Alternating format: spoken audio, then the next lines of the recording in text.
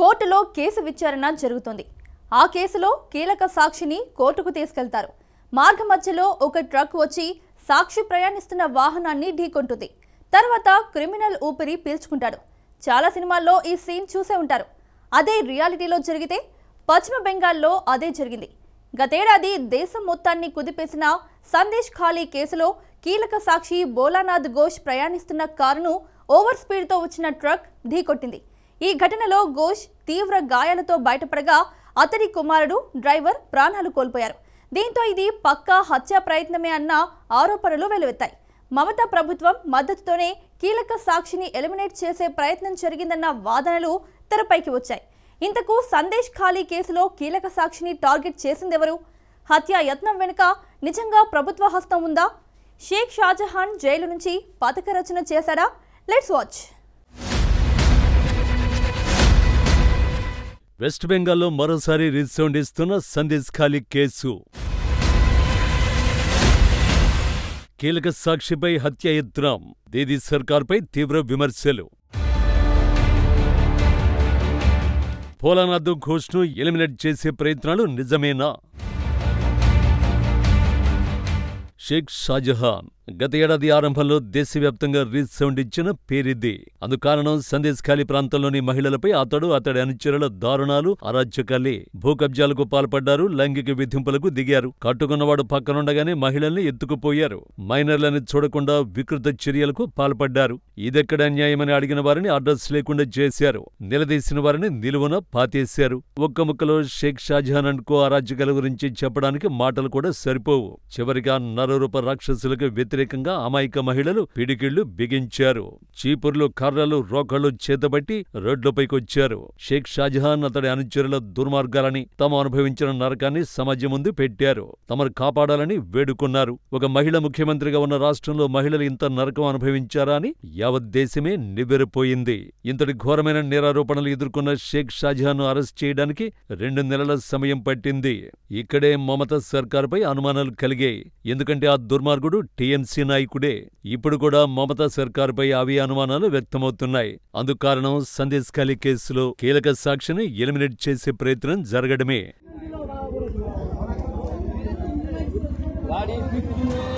బెంగాల్లో మరోసారి సందేశ్ ఖాళీ ఎపిసోడ్ రీసౌండ్ ఇవ్వడానికి రీజన్ ఇదే. కేసులో కీలక సాక్షి భోలానాథ్ ఘోష్ ని కోర్టుకు తరలిస్తుండగా ఉత్తర 24 పరగణాల జిల్లాలోని బోయ్ఖలీ పెట్రోల్ పంప్ సమీపంలో ఒక ట్రక్ ఓవర్ స్పీడ్ తో వచ్చి అతని వాహనాన్ని ఢీకొట్టింది. కారును ఈడ్చుకెళ్లి సమీపంలోని కాలువలోకి నెట్టేసింది. లక్ష్యం నెరవేరింది అన్నట్టుగా ట్రక్ డ్రైవర్ అక్కడి నుంచి పారిపోయాడు. ఘోష్ చిన్న కుమారుడు సత్యజిత్ ఘోష్, కారు డ్రైవర్ సహనూర్ మొల్లా స్పాట్లోనే మరణించారు.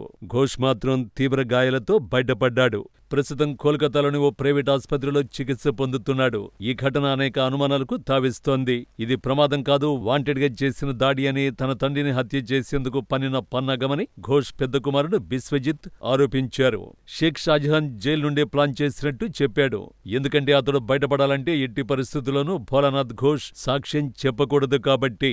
సందేశ్ ఖాళీలో ఈడీ అధికారులపై జరిగిన దాడిలో, అలాగే షాజహాన్ కు వ్యతిరేకంగా సమాచారం ఇచ్చిన సంబంధిత సిబిఐ దర్యాప్తులో ఘోష్ ప్రధాన సాక్షుల్లో ఒకరిగా ఉన్నారు.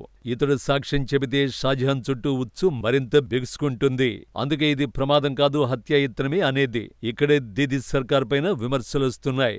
तुरंत पश्चिम बंगाल से सीबीआई ईडी को सुप्रीम कोर्ट को सहारा लेते हुए जिस तरीके से पोस्टपोल वायलेंस का मामला स्टेट की बाहर ले जाने के लिए उन्होंने अप्लाई किया है, 18 केस, शाहजहान का केस और दूसरा जितना भी सेंसिटिव केस है, करप्शन का केस है, ये केस तुरंत पश्चिम बंगाल को बाहर ले जाना चाहिए। शाहजहान बोसीराट का जेल से फोन यूज करके ऑपरेट कर रहा है विटनेस को खत्म करने के लिए। ये जो आज हादसा हुआ बहुत डेंजरस अटेम्प्ट है।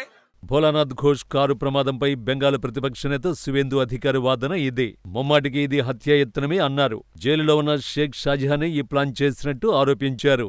ఇక్కడే కీలక డిమాండ్ను తెరపైకి తెచ్చారు. షాజహాన్పై ఉన్న కేసులను వెస్ట్ బెంగాల్ నుంచి బదిలీ చేయడానికి కేంద్ర దర్యాప్తు సంస్థలకు ఇంతకంటే కారణం అవసరం లేదన్నారు. షాజహాన్పై అన్ని ట్రయల్స్ ని వెస్ట్ బెంగాల్ బయటకు మార్చాలని డిమాండ్ చేశారు. బీజేపీ లీడర్లే కాదు, చాలా మందికి ఈ ప్రమాదంపై అనుమానాలు ఉన్నాయి. షేక్ షాజహాన్ జైలు నుంచే కథ నడిపించాడనే చాలా మంది నమ్ముతున్నారు. అతడికి ప్రభుత్వం, పోలీసు వర్గాల మద్దతు కూడా ఉందన్న ఆరోపణలే అందుకు కారణం.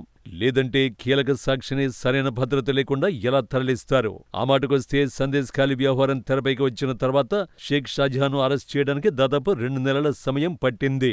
అది కూడా సందేశ్ ఖాళీకి కేవలం 30 కిలోమీటర్ల దూరంలోనే అతన్ని అదుపులోకి తీసుకున్నారు. ఇంత దగ్గరలో ఉన్న 2 నెలల తర్వాత అతన్ని అరెస్ట్ చేయడం వెనుక అప్పట్లోనే చాలా అనుమానాలు వ్యక్తమయ్యాయి. టీఎంసీ ప్రభుత్వం అతన్ని తప్పించే ప్రయత్నం చేసిందన్న ఆరోపణలు వినిపించాయి. అందుకు కారణం షాజహాన్ టీఎంసీ లీడర్ కావడమే.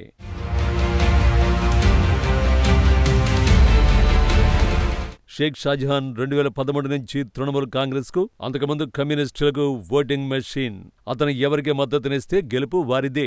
2023 జూలైలో జరిగిన పంచాయతీ ఎన్నికల్లో సందేశ్ ఖాళీలోని 2 బ్లాకుల్లో 333 సీట్లుంటే 310 సీట్లు పోటీ లేకుండా తృణమూల్ ఖాతాలో పడ్డాయి. మిగతా 23 సీట్లలో కూడా చివరకు తృణమూల్ కాంగ్రెస్ జెండాయే ఎగిరింది. అలాంటి బలవంతుణ్ణి వదులుకోవడం ఎవరికి మాత్రం ఇష్టముంటుంది? పైగా ఒకప్పటిలా ఆశయాలు, సిద్ధాంతాలు అంటూ రాజకీయాలు చేసే రోజులు కూడా కావు. అందుకే మమత కూడా షాజహాన్ విషయంలో ఏం చేయాలన్నా ఆచితూచి వ్యవహరించారనేది ప్రధాన ఆరోపణ. నిజానికి 5 ఏళ్ల క్రితమే సందేశ్ ఖాళీ వ్యవహారం తెరపైకి వచ్చింది. పోలీసులకు ఫిర్యాదులు అందే. అతడిపై 42 కేసులు దాఖలయ్యాయి కూడా. అయినప్పటికీ షేక్ షాజహాన్ కదిలించిన వారు లేరు. అతన్ని అరెస్ట్ చేస్తే మైనారిటీలు దూరమవుతారు అనేది మమత భయం అంటారు విశ్లేషకులు. కానీ అతడికి వ్యతిరేకంగా మహిళలు రోడ్డెక్కడం, విషయం దేశవ్యాప్తంగా దుమారం రేపడం. చివరికి కోల్కతా హైకోర్టు కూడా మమతా సర్కార్ను, ఆ రాష్ట్ర పోలీసులను నిలదీయడంతో చివరికి అదుపులోకి తీసుకోక తప్పలేదంటారు. ఈ క్రమంలోనే అతన్ని బయటపడేసే ప్రయత్నాలు జరుగుతున్నట్టు అనుమానాలు వ్యక్తమవుతున్నాయి. देखिए, आज जो घटना घटी पश्चिम बंगाल में शेख शाहजहां के जो केस है, उस केस में जो मूल साक्ष्य है वो जब जा रहे थे उनको गाड़ी से कुचलकर मारने की कोशिश की गई। हम पुराने हिंदी फिल्मों में ऐसे दृश्य देखते हुए आए हैं। आज वो दृश्य बंगाल की रास्ते पे फिर से पुनर्निर्मित हो रहा है, क्योंकि ममता बनर्जी बंगाल की मुख्यमंत्री है और ममता बनर्जी का अंडर लॉ एंड ऑर्डर ऐसा चल रहा है कि शेख शाहजहां जेल के अंदर बैठे हुए भी अपना साम्राज्य चला रहे हैं बाहर। వాస్తవానికి భూ కబ్జాలు, అత్యాచారాలు, మైనర్లు అని కూడా చూడకుండా కిడ్నాప్ చేసి అత్యాచారాలకు పాల్పడినట్టు ఆరోపణలు వచ్చిన ఎవరి విషయంలో అయినా పార్టీలకు అతీతంగానే వ్యవహరించాలి. కానీ షాజహాన్ విషయంలో 5 ఏళ్ల క్రితమే ఆరోపణలు వచ్చినా మమతా బెనర్జీ ప్రభుత్వం పట్టించుకున్న పాపాన పోలేదు. పైగా దేశమే విస్తుపోయేలా ఆందోళనలు జరిగినా సీరియస్ గా వ్యవహరించలేదు. తిరిగి విపక్షాలపైన నిందలు మోపే ప్రయత్నం చేశారు. ఒక మహిళ పాలిస్తున్న రాష్ట్రంలో శాంతి భద్రతలను పరిరక్షించాల్సిన కీలకమైన హోంశాఖ ఆమె చేతిలో ఉండి కూడా ఇలా జరగడంపై ఎన్నో విమర్శలు వ్యక్తమయ్యాయి. కేవలం షేక్ షాజహాన్ అరెస్ట్ చేసే విషయంలోనే ఇంత జరిగితే ఇప్పుడు అతనికి వ్యతిరేకంగా సాక్ష్యం చెప్పే వారిని లేకుండా చేయరు అని గ్యారంటీ ఏంటి అనే ప్రశ్నలు వినిపిస్తున్నాయి. దేశం మొత్తాన్ని షేక్ చేసిన కేసులో అత్యంత కీలకమైన సాక్షికి భద్రత కల్పించాల్సిన బాధ్యత మమతా ప్రభుత్వానిదే.